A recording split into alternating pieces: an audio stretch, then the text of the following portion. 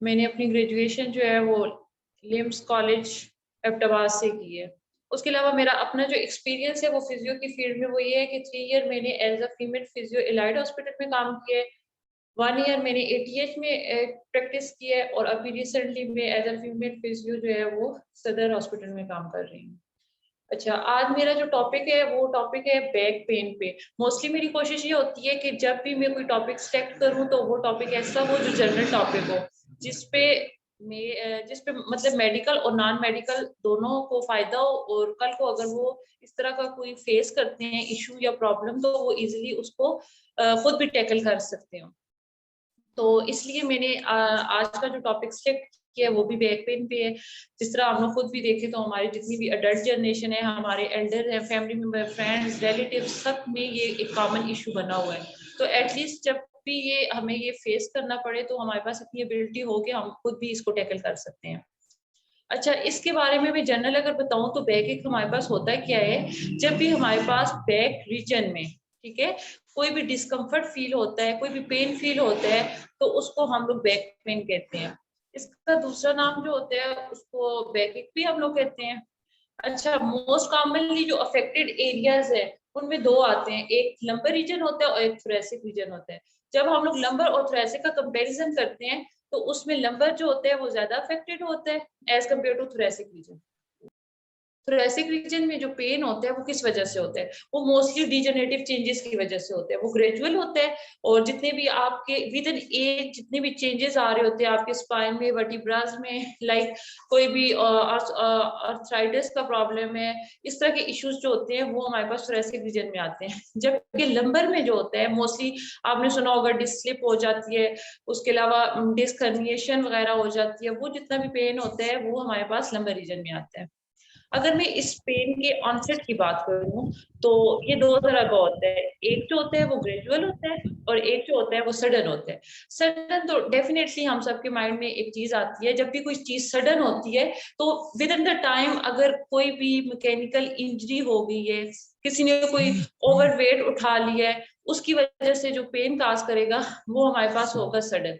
अच्छा, ग्रेजुअल कौन सा होता है, with in the time, with weeks, days, month, years के जो भी कोई साइन और सिम्टम्स एग्रीवेट करते रहते हैं, कोई भी डिसऑर्डर काज करवा देते हैं, उसकी वजह से जो पेन हमारे पास आते हैं वो ग्रेजुअल में आते हैं। अब अगर मैं इनके साइन और सिम्टम्स की बात करूं, एक पेशेंट हमारे पास आता है और बैकएक के साथ आता है, मोस्टली हम लोग उसकी काज की बेस पे उसके साइन और सिम्टम्स वो शो कर रहे होते हैं। जनरल एक पेशेंट आता है उसको बैकएक होता है, उसके साथ सराउंडिंग एरिया में पेन आ रहा होता है, नर्व कंप्रेशन हुई हो तो साथ में उसका नर्व रूट जितना भी होता है वो जोन जोन से भी एरिया को सप्लाई कर रहा होता है, उन सब में नमनेस वगैरह आई हुई होती है। मोस्ट कॉमनली इसके रिस्क फैक्टर्स जो होते हैं वो कौन से होते हैं, लंबर पेन के लिए मोस्ट कॉमनली जो रिस्क फैक्टर्स होते हैं उनमें हमारे पास एज आती है। सबको पता है जैसी एज हमारी जो है वो एज के साथ साथ क्या होना शुरू हो जाते हैं, बैक एक हमारा ज्यादा स्टार्ट होता है, क्योंकि एजिंग का प्रोसेस होता है, सारी चीजें, सारे ऑर्गन जो है वो डिजनरेशन की तरफ जाते हैं, तो वहां पे पेन ज्यादा काज होना शुरू हो जाएगा। उसके अलावा एज के अलावा हमारे पास वो पेशेंट, वो पर्सन जो कि स्मोकिंग करते हैं, स्मोकिंग की वजह से, स्मोकिंग भी बैक का एक मेन काज होता है, वो इस वजह से कि उनकी वजह से मेटाबॉलिज्म का प्रोसेस बहुत ज्यादा होना शुरू हो जाता है और सर्कुलेशन इतनी नहीं होती, पुअर सर्कुलेशन स्टार्ट हो जाती है। एक ये काज होती है। पुअर पोस्चर के साथ वो पेशेंट जिनको जिनको पोस्चर ऑलरेडी खराब हुआ है या पुअर है या वर्टिब्रस उनके इतने वीक हैं, उनकी वजह से उन्हें बैक होता है। फीमेल्स में जो होता है बैक वो ज्यादा होता है एज कम्पेयर टू मेल। एक तो इनकी प्रेगनेंसी की वजह से होता है, उसके अलावा हार्मोनल चेंजेस जब आ रहे होते हैं तो उसमें भी उनको ये बैक का इशू जो है वो ज्यादा फेस करना पड़ता है। वो लोग जिनकी सेडेंटरी लाइफस्टाइल होती है, वो लोग जिनका इमोबिलिटी बहुत ज्यादा होती है, इतने एक्टिव नहीं होते, कोई भी परफॉर्मेंस उनकी नहीं होती, फिजिकली एक्टिव नहीं होते, उनमें भी ये प्रॉब्लम बहुत ज्यादा होता है। अच्छा, वो पेशेंट जो कि बहुत ज्यादा ओवरवेट होते हैं, ओवरवेट की वजह से भी जो है वो पेन बहुत ज्यादा होता है। अगर हमें इनकी प्रिवेंशन की बात करूं, अकॉर्डिंग टू रिस्क फैक्टर के इनकी प्रिवेंशन क्या क्या हो सकती है, प्रिवेंशन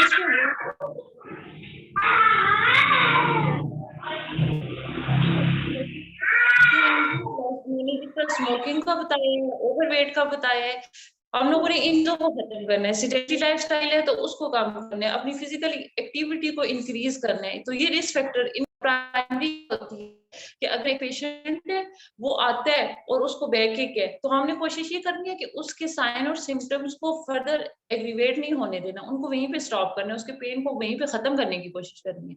वो हमारे पास जो प्रिवेंशन आएगी वो उसकी प्राइमरी प्रिवेंशन में आएगा। लेकिन अगर एक पेशेंट आता है उसके साइन और सिम्टम्स एग्रीवेट हो चुके हैं, तो अब हम लोगों ने उसकी सेकेंडरी प्रिवेंशन करनी है, अब हमने उसको डिसेबिलिटी से रोकना है, ये हमारे पास सेकेंडरी प्रिवेंशन में आएगा।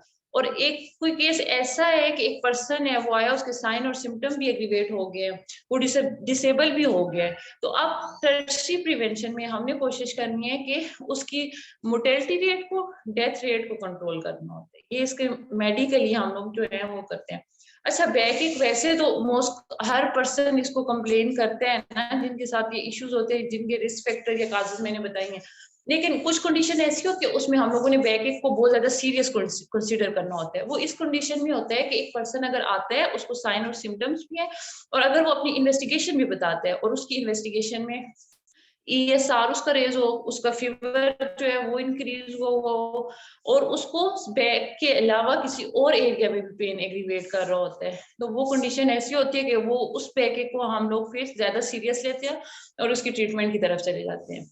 अगर अभी ये जनरल इंट्रोडक्शन था एक इसकी तरफ, अगर मैं ये बात करूं कि हम लोग इसका ट्रीटमेंट किस तरह से करते हैं, तो फिजियो का भी इसमें बहुत अच्छा रोल होता है, सबसे बेस्ट रोल होता है फिजियो का। इसके साथ साथ इसकी मेडिकेशन भी होती है और साथ में इसकी हम लोग सर्जरी भी करते हैं, वो in condition in the patient with critical condition, तो उसमें कोई ऑप्शन नहीं होता, उसमें हम लोगों को सर्जरी करनी पड़ती है। मेडिकेशन की तरफ अगर जाएं तो उसमें हम लोग सिंपल एनसेट्स वगैरह यूज करते हैं, पेन किलर यूज करते हैं, कोई भी एनर्जेटिक यूज कर लेते हैं, मसल रिलैक्सेंट्स वगैरह यूज करते हैं। और अगर फिजियो की बात की जाए तो फिजियो का बहुत पॉजिटिव रोल है, बहुत अच्छा रिस्पॉन्स करते हैं पेशेंट जो कि लोअर बैक पेन के साथ आते हैं। उनमें जनरल हम लोग ये कह सकते हैं कि एक हम लोग स्पाइनल मोबिलाइजेशन करवाते हैं, स्पाइनल मैनिपुलेशन करवाते हैं, हम लोग सॉफ्ट टिश्यू मोबिलाइजेशन करवाते हैं, पेन के लिए हम लोग टेंस और पेट वगैरह यूज करवाते हैं, और एंड पे हम लोग पेशेंट की एजुकेशन करवाते हैं, जो कि एक मस्ट चीज होती है, क्योंकि अगर एक फिजियो काम करता है तो एट दैट टाइम बीइंग के लिए उसका पेन रिलीफ होगा। लेकिन जब वो पेशेंट खुद भी आगे से रिस्पॉन्स करेगा, वो खुद भी कोशिश करेगा, तो उसका पेन जो होता है वो 100% तक खत्म हो सकता है। अच्छा, सर्जरी उस कंडीशन में की जाती है जबकि एक पेशेंट आता है और वो बहुत ज्यादा क्रिटिकल कंडीशन, ना वो मेडिकेशन से ठीक हो रहा है, ना वो फिजियो को रिस्पॉन्स कर रहे हैं, उसका इशू बहुत ज्यादा है। इशू इस कंडीशन में है कि फिर उसकी सर्जरी पॉसिबल है, तो फिर सर्जरी उसका सोल्यूशन। अच्छा, मैनिपुलेशन और मोबिलाइजेशन अगर मैं बोलूं तो यहाँ पे मैं खुद तो परफॉर्म नहीं कर सकती, क्योंकि वो हम लोगों ने जैसे पढ़ा होता है कि मोबिलाइजेशन वो चीज होती है, मैनिपुलेशन वो होती है जिसमें हाई वेलोसिटी होती है और लो एम्पलीट्यूड होता है, और मैनिपुलेशन इसके अपोजिट होता है। तो इसके लिए बहुत ज्यादा स्किल और एक्सपीरियंस चाहिए होता है, और वो ओनली एक्सपीरियंस पर्सन ही परफॉर्म करवा सकते हैं क्लिनिक पे। तो अभी हम लोग जनरल टेस्ट वगैरह परफॉर्म करेंगे, कुछ जनरल एक्सरसाइजेस भी परफॉर्म करेंगे, जिससे आई होप सो कि यहाँ पे मेडिकल के और नॉन मेडिकल के अगर स्टूडेंट्स हैं और कल को अगर वो खुद या उनके फैमिली मेंबर कोई भी इस चीज को फेस करते हैं, तो इनके अंदर इतनी एबिलिटी होनी चाहिए कि वो उसको किसी हद तक, बहुत ज्यादा भी तो नहीं लेकिन किसी हद तक वो उसको कंप्रोमाइज करके खत्म कर सकते हैं। अच्छा, जनरल में एक चीज बताऊं कि अगर एक पेशेंट आता है, अब एज अ क्लिनिकल साइड पे अगर हम चली जाइए, तो एक जनरल इंट्रोडक्शन था इस चीज। अगर एक पेशेंट आता है, फॉर एग्जांपल मैं हूँ क्लिनिक में बैठी हूँ, एक पेशेंट मेरी तरफ आता है और वो बैक की कंप्लेन के साथ आ रहा है, तो अब हम लोगों ने करना क्या होता है? सबसे पहले जनरल चीज है, हम लोग first I think second third year से इस चीज को फॉलो कर रहे होते हैं कि एक सोप का फॉर्मूला हम लोग फॉलो करते हैं, सब्जेक्टिव ऑब्जेक्टिव असेसमेंट और ट्रीटमेंट प्लान का। उसमें क्या होता है, सब्जेक्टिव वो चीज होती है, एक पेशेंट आता है और वो पेशेंट आके खुद हमें बता रहा होता है, उसमें हम उसकी जनरल हिस्ट्री भी लेते हैं, वो अपने साइन और सिम्टम्स भी बताते हैं, अपनी चीफ कंप्लेन को भी एक्सप्लेन करते हैं, वो सारी चीजें हम लोग सब्जेक्टिव में राइट डाउन कर रहे होते हैं। ऑब्जेक्टिव वो चीज होती है जो कि हम लोग भी क्लिनिशियन हम लोग उसमें फाइंड आउट कर रहे होते हैं, हम लोग नोट कर रहे होते हैं कि उसमें क्या चीज है क्या चीज नहीं है, उसका गेट पैटर्न देखते हैं, उसका स्किन कलर देखते हैं, जो सी भी चीज आएगी वो हम लोग उसमें करेंगे। असेसमेंट में क्या होता है कि असेसमेंट में हम लोग डिफरेंट टाइप के टेस्ट वगैरह परफॉर्म करते हैं अपनी डायग्नोसिस को स्ट्रॉन्ग करने के लिए, डायग्नोसिस बनाने के लिए जो जो उसके ऊपर हम लोगों ने टेस्ट वगैरह परफॉर्म करने होते हैं, वो सारा इसके असेसमेंट में आता है। लास्ट में हमारे लास्ट में हम लोग ने क्या करना होता है, अपना ट्रीटमेंट प्लान बनाना होता है, जिसमें हम लोग उस टाइम पे भी जो कुछ भी हम लोगों ने उस पेशेंट को जो सी मोडेलिटीज यूज की हैं, जो सी एक्सरसाइजेस प्रोवाइड की हैं, वो भी उसमें राइट डाउन करते हैं, और फिर उसके लिए होम ट्रीटमेंट जो भी हम लोगों ने मेंशन करना होता है वो सारा भी उसमें मेंशन कर देते हैं। तो बैकिक मोस्टली जनरल इंट्रोडक्शन मैंने करवा लिया। मेन इसका जो मेरी इस टॉपिक की सिलेक्शन का मकसद था वो ये था कि हम लोग कुछ प्रैक्टिकली परफॉर्म करें, ताकि होप्स हो कि आप लोगों को भी इससे आइडिया हो जाए। और अभी एक पेशेंट तो नहीं है, एक मॉडल मैंने लिए है, उनके ऊपर हम डिफरेंट टाइप के टेस्ट परफॉर्म करवाएंगे, और उसके बाद हम लोग जनरल एक्सरसाइजेस परफॉर्म करेंगे। आई होप सो कि आप लोगों को समझ आएगी और आप उससे नॉलेज भी गेन करेंगे। ऑनलाइन क्लास कौन सी?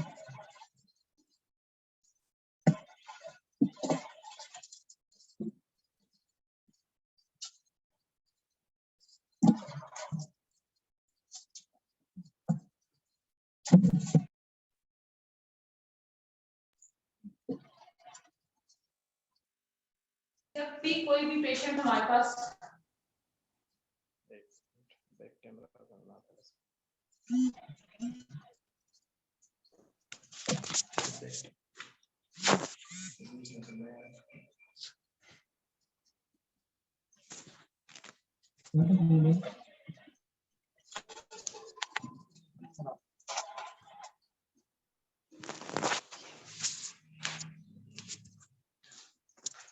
अच्छा, एक रूल होता है कि जब भी एक पेशेंट आते हैं हमारे पास क्लिनिक में, आया हम लोग उसके ऊपर कोई प्रैक्टिकल चीज परफॉर्म करनी है, उसकी हिस्ट्री देखनी है, लेकिन सबसे पहले ये होता है कि आपके पेशेंट के पास जाना होता है, पेशेंट से उसका name, age, gender, chief complain वो सारी हम लोगों ने पता कर ली। उसके बाद सबसे पहली चीज ये होती है कि आपने पेशेंट को अपने इंट्रोडक्शन करवाना है, ठीक है, और उसके बाद उससे परमिशन लेनी होती है कि आया मैं आपका जो सा भी बॉडी पार्ट है, लेग के या आर्म में, या जो भी है, उसको हम लोगों ने टच करने हैं। उसके लिए अगर पेशेंट अलाउ करता है तो उस कंडीशन में हम लोगों ने क्या करना है, टेस्ट वगैरह परफॉर्म करना। तो अभी यहाँ पे मेरे पास मॉडल है, अभी हम उनसे परमिशन लेते हैं, अगर वो हमें अलाउ करते हैं उसके ऊपर सबसे पहले हम टेस्ट परफॉर्म करेंगे। टेस्ट परफॉर्म करने के बाद हम जनरल एक्सरसाइज। अस्सलाम वालेकुम, मेरा नाम है और मैंने आज आपके ऊपर टेस्ट परफॉर्म करना है, तो आप मुझे अलाउ करते हैं? ठीक है, तो ये ना तो एक स्टैटिकल फिजिक्स किया जाता है, ठीक है, उसको लेग टेस्ट भी कहते हैं। अभी हम लोग इनके ऊपर ये परफॉर्म करते हैं। तो इतना सा होता है कि आप होता है लिमिट जहां तक वो पेशेंट लेके जा सकते हैं। फिर हम लोगों ने उसकी डॉक्टरी सिलेक्शन करवाई है। जब डॉक्टरी सिलेक्शन करवाएंगे उस पेशेंट को यहाँ पे पेन काज होगा, पूरी लेग में पेन काज करेगा और वो बहुत ज्यादा सीवियर किस्म का पेन होगा। तो ये पेन जब पेशेंट को काज होगा, इससे हमें ये लगेगा कि नहीं ये क्या होता है, ये हमारी एक एसोसिएशन है ना, किडनी को बिल्कुल बेंड करवा देंगे और इनके जो भी डॉक्यूमेंटेशन करेंगे। जब डॉक्यूमेंटेशन करेंगे तो पेशेंट हमें कंप्लेन करेगा कि अब उनके पेन जो है वो पहले से रिलीफ होना शुरू हो गया, ठीक है। जब बेंडिंग के साथ पेन रिलीफ करेगा और बिल्कुल कंफर्मेटरी टेस्ट होता है,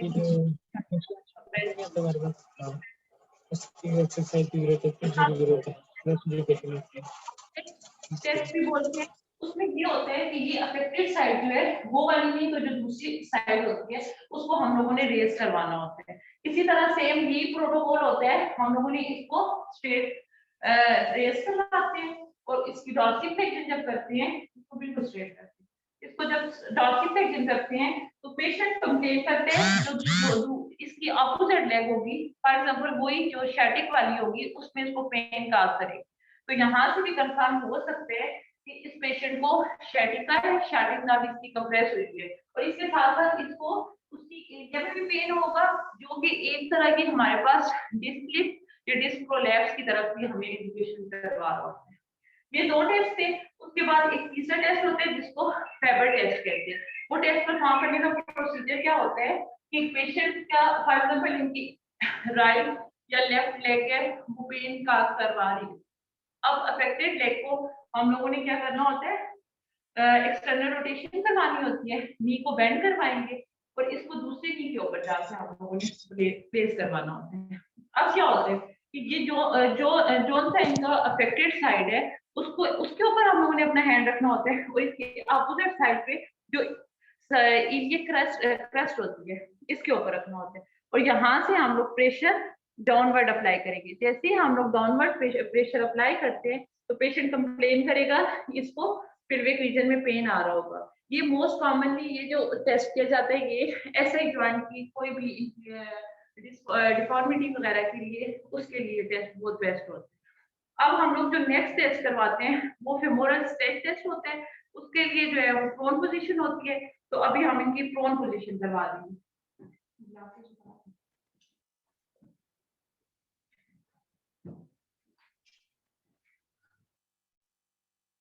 वो इस तरह से होगा कि जोन से भी इनकी लेग जो है वो पेन कासेंगे उसको हम लोगों ने क्या करना होता है, ये नी को बेंड करेंगे सबसे पहले और इसी बेंड नी को हम लोग क्या करेंगे जब ऊपर उठाएंगे और इनका जो बैक का एरिया या इनका लंबर एरिया जो है उसको हम लोगों ने क्या करना होता है, इमोबिलाइज करना होता है। अपने दूसरे हैंड के साथ आप अपने फिजियो असिस्टेंट की हेल्प ले सकते हैं इसमें।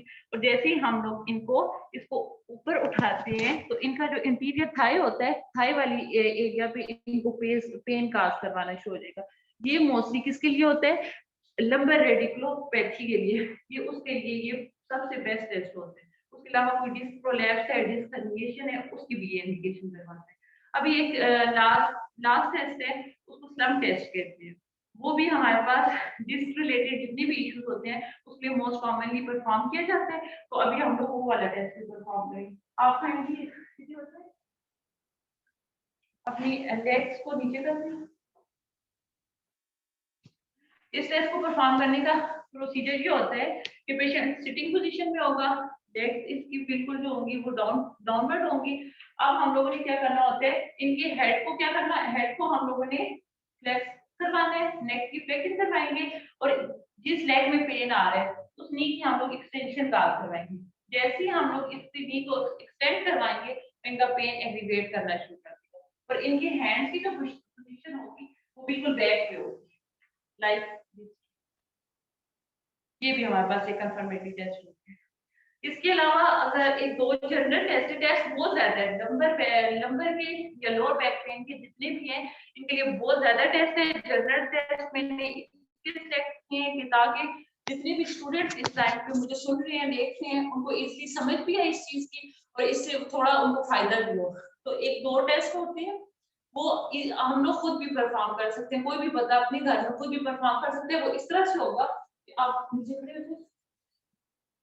अब हम लोग जब इनकी फ्लेक्शन करवाएंगे, फ्लेक्स हो नीचे, ये जब हम लोग इनकी बैक की फ्लेक्शन करवाएंगे और इनका पेन एग्रीवेट होना शुरू हो जाएगा तो इससे ये चीज हमें कंफर्म हो जाएगी कि इनका डिस्क रिलेटेड प्रॉब्लम है। और इसी के अपोजिट साइड में अगर हम इनकी करवाएंगे इस तरह बैक एक्सटेंशन करेंगे और इसमें इनको पेन का होगा तो इसका मतलब है कि कुछ इस चीज से कंफर्म हो जाएगी। अभी ये तो हमारे पास जनरल टेस्ट है जो मैंने इसके ऊपर परफॉर्म करना है। अभी कुछ एक्सरसाइजेस है जो कि पेशेंट आते हैं और अगर वो कंप्लेन कर रहे हैं कि उसे बैकिंग है और उसको रिलीफ किस तरह से करना है, जनरल एक्सरसाइजेस हम लोग यहाँ पे परफॉर्म करेंगे। मोडेलिटीज अगर हम लोगों ने यहाँ पे स्टार्ट कर ली तो उसके ऊपर बहुत ज्यादा भी टाइम लगेगा और अभी हम लोग जनरल करेंगे और इंशाल्लाह नेक्स्ट सेशन में हम लोग मोडेलिटीज का भी यूज करेंगे।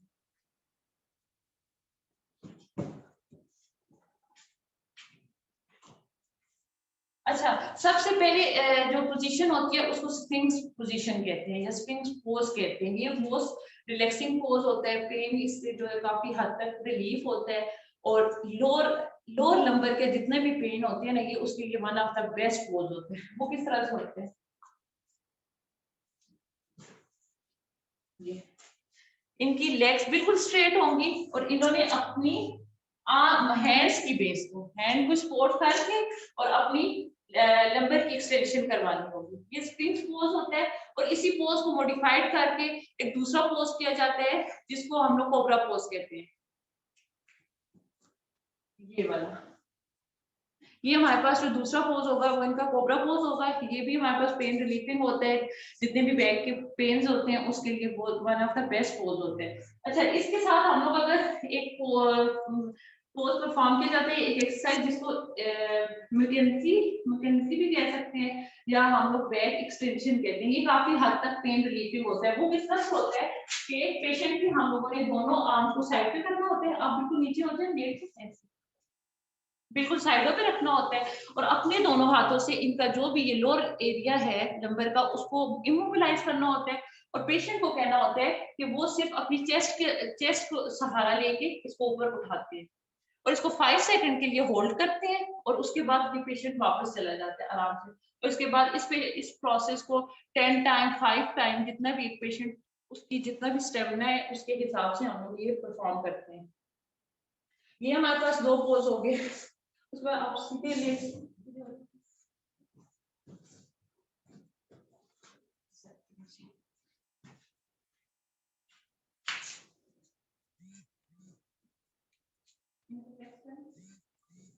और एक ये पोजीशन होती है, इससे ये होता है कि हमारी जितनी भी मसल्स होते हैं, स्पाइन के मसल्स वगैरह होते हैं, अगर वो कॉन्ट्रैक्टेड फॉर्म में या वहाँ पे कोई भी उनकी मूवमेंट इतनी नहीं हुई हुई, उनमें टेंशन है, फटीग है, वो सारी जो होगी वो खत्म होती है। वो इस तरह से होती है।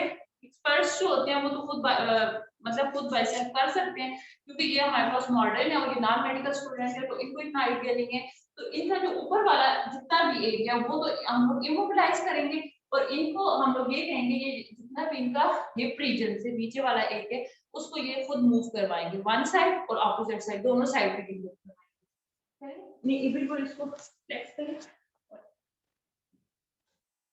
ये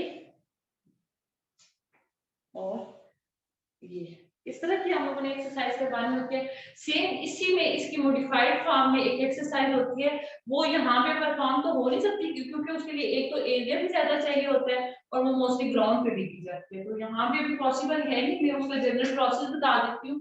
वो इस तरह से होता है,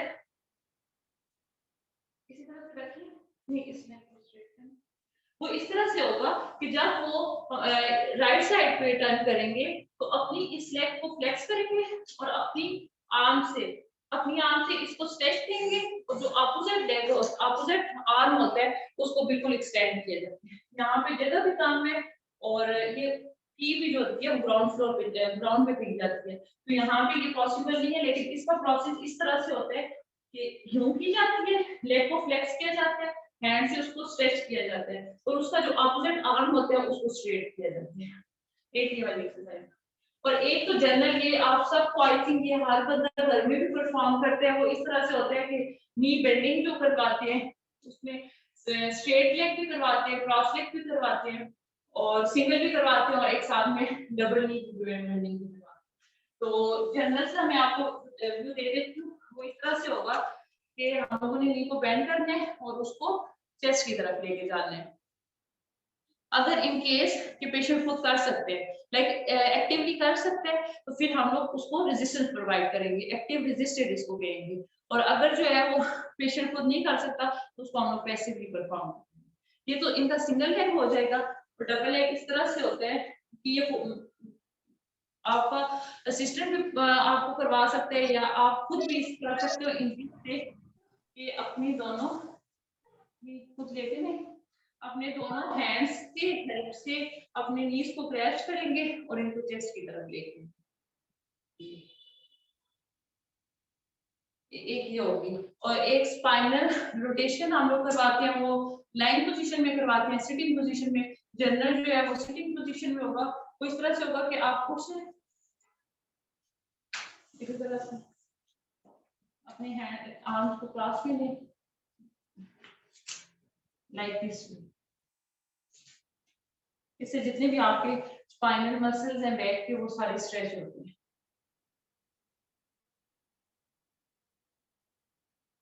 और एक ब्रीचिंग एक्सरसाइज भी होती है, फिर से लेटते हैं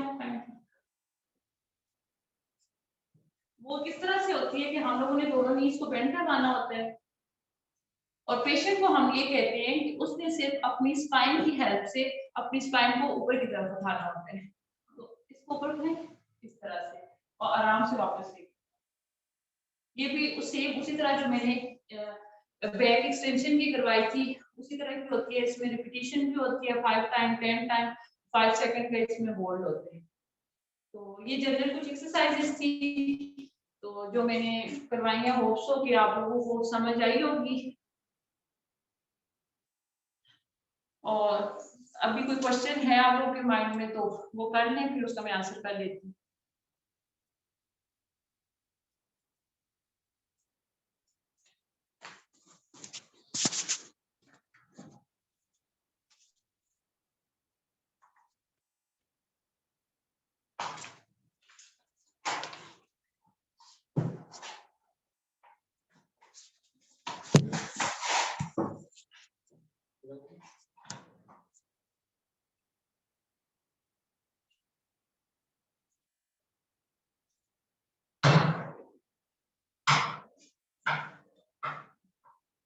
अस्सलाम वालेकुम नवीरा। Yes ma'am. अगर इनमें से मैम क्वेश्चन आंसर जिस चीज को कोई क्वेश्चन है वो कर ले, वरना हम मीटिंग एंड कर देते हैं। अच्छा, ये किसी स्टूडेंट ने बोला हुआ है मोबिलाइजेशन का, तो बच्चे करवा तो मैं सकती हूँ लेकिन इसके लिए काफी एक्सपीरियंस और स्किल चाहिए होता है ना। और अभी जो मॉडल है वो भी हमारे पास मतलब कम एज का, तो आई थिंक कि इसके ऊपर करना सुटेबल नहीं है। तो इंशाल्लाह नेक्स्ट सेशन में आई विल ट्राई कि मैं मैनिपुलेशन ना भी हो सके तो एटलीस्ट मैं मोबिलाइजेशन टेक्निक आप लोगों को जरूर करके दिखाऊंगी।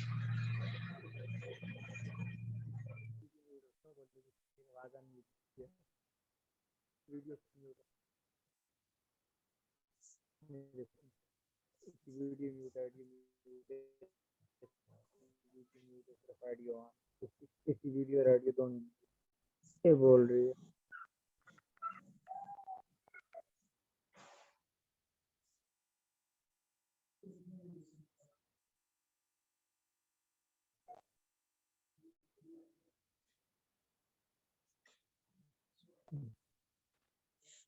अगर किसी बच्चे का क्वेश्चन नहीं है तो आई थिंक मीटिंग एंड करनी चाहिए। मैम जी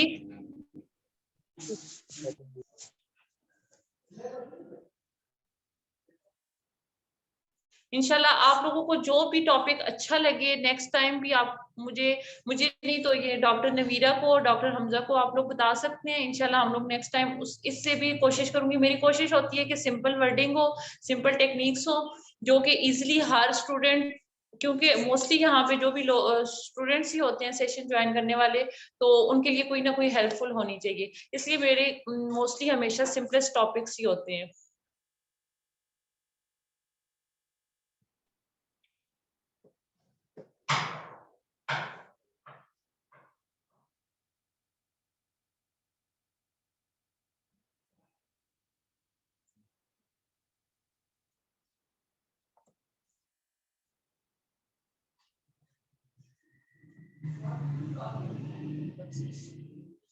अच्छा बच्चे, ये लॉर्डोसिस में क्या होता है ना, हमारा जो नॉर्मल से ज्यादा वो कर्वेचर होता है ना वो इंक्रीज हुआ होता है। तो उसमें एक स्पेसिफिक साइड पे हम लोग कुशन का यूज कर सकते हैं, ठीक है। और उस स्पाइन को विद इन हैंड्स, ठीक है, वो जो बिल्कुल स्किल्स एक्सपीरियंस फिजियोज होते हैं वो अपने हैंड्स की हेल्प से क्या करते हैं, उसके बिल्कुल कर्वेचर को अपनी पोजीशन पे लाने की कोशिश करते हैं। और फिर उसके लिए डिफरेंट बेल्ट्स वगैरह होते हैं, स्प्रिंट्स होते हैं, ताकि वो अपनी नॉर्मल पोजीशन में रहे, उसके लिए वो यूज किए जाते हैं।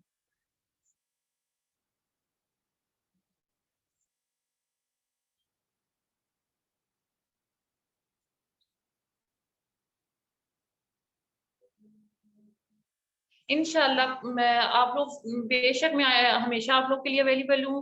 आप लोग जो सा भी टॉपिक आपको समझना है आप लोग नवीरा को या ग्रुप में बता दिया करें तो मैं प्रिपेयर आपको जरूर डिलीवर करूंगी।